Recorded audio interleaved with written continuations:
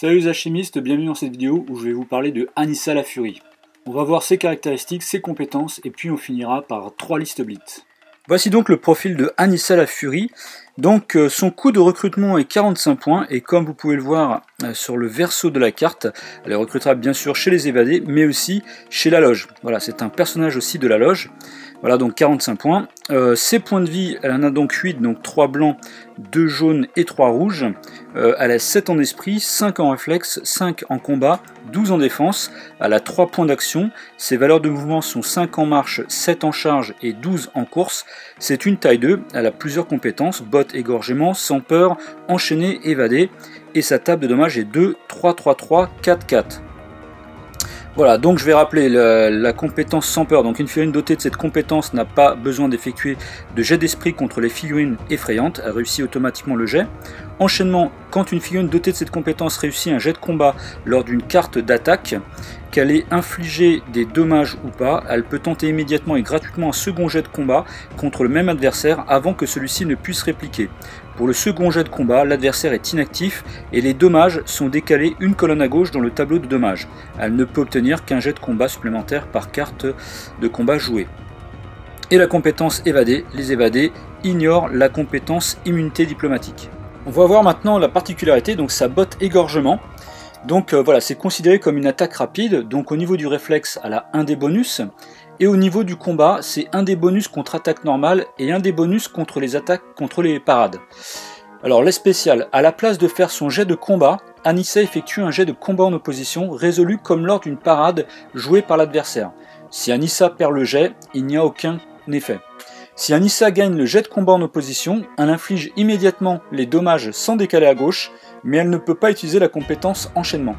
Si la figurine adverse est retirée de la partie suite à l'utilisation de cette botte, alors Anissa peut effectuer une action de marche gratuite, même si elle a chargé ou couru dans le tour. Elle effectue, si besoin, un jet de désengagement. Alors vous l'aurez compris, c'est vraiment un profil axé sur le combat, grâce à ses combats, 5 en réflexe, 5 en combat, 12 en défense, elle a une belle table de dommages, et notamment parce qu'elle aussi elle a l'enchaînement, elle est sans peur, elle est évadée, donc elle n'a pas peur des figurines effrayantes, elle n'a pas l'immunité diplomatique, elle s'en fiche, et en plus elle a aussi cette botte égorgement qui sera vraiment utile, évidemment contre des figurines qui ont plus beaucoup de points de vie. Si elle a réussi à tuer cette figurine, elle pourra en plus se déplacer.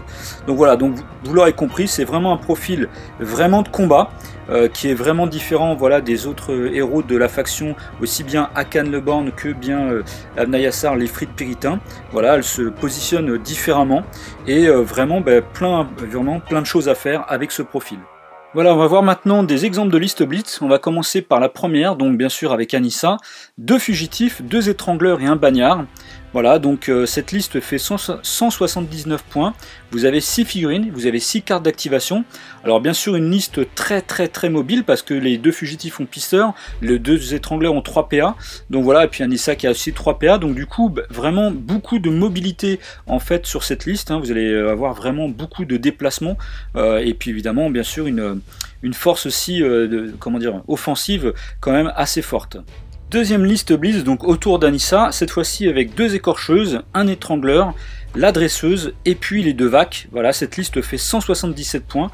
Vous avez 7 figurines, vous avez 6 cartes d'activation. Donc voilà, une liste un peu différente de celle qui était proposée juste avant. Voilà, là vous avez 2 écorcheuses, donc en fait du coup vous avez pas mal d'enchaînement, puisque les écorcheuses ont aussi l'enchaînement. Évidemment un étrangleur, et voilà, là vous avez vraiment aussi un potentiel vraiment offensif aussi. Voilà, je dirais quelque part, là il faudra vraiment blesser beaucoup, ou enlever beaucoup de figurines adverses, enfin beaucoup, quelques-unes notamment, parce que vous allez être un petit peu en déficit au niveau de pouvoir jouer le scénario, puisque les 2 vaques ne peuvent pas jouer le scénario. Voilà, donc encore une belle liste bien offensive. Dernière liste présentée, donc autour d'Anissa, cette fois-ci avec le forcené, un étrangleur et 3 bagnards. Cette liste fait 170 points. Vous avez 6 figurines et là 5 cartes d'activation. Donc là évidemment vous avez un petit peu moins d'activation que les listes que vous allez affronter. Donc là encore une fois, il faudra sans doute faire le ménage parmi les figurines adverses, et vous avez de quoi faire forcément, parce qu'avec le forcené, Anissa et puis l'étrangleur, et aussi les 3 bagnards qui sont aussi très costauds, voilà, vous avez vraiment là sans doute la meilleure des 3 listes au niveau offensif, sont sans doute l'une des plus fortes au niveau de la valeur, on va dire, de combat et d'agressivité. Voilà, donc encore une très belle liste, évidemment, avec toujours plein de choses à faire. Voilà, j'espère que cette vidéo vous a plu et qu'elle vous aura donné envie de jouer à Nissa la Furie. Je vous dis à bientôt pour une prochaine vidéo, et n'oubliez pas le mot à crier très fort. Alchemy!